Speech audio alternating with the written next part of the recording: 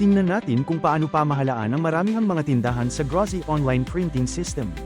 Mula sa dashboard, madali kang lumipat sa pagitan ng mga tindahan tulad ng TikTok, Lazada, o Shopee upang tingnan ang kanilang data. Makikita sa pangkalahatang ideya ang kasalukuyang impormasyon, bilang ng mga naimprenta, na ipadala, at kailangan pang i-print na order.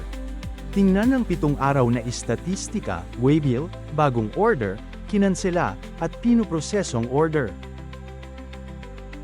Magagamit din ng isang 7 araw na pie chart. Kung nag-click ka sa anumang seksyon, makikita mo ang mga detalye ng order. Sa seksyon ng pag-print ng batch, makikita mo ang lahat ng listahan ng order tulad ng mga bagong order, handa ng ipadala, na proseso, naka-print, nasa daan, na ihatid, na kumpleto, at kinansela. Pagsunod-sunurin ang data ayon sa petsa. O maghanap ng mga order ayon sa address, order, numero ng pangalan, produkto o halaga. Upang mag-print, pumili ng isa o maramihang mga bill at i-click ang i-print. Siguraduhin naka-on ang printer, Bluetooth, at lokasyon ng telepono.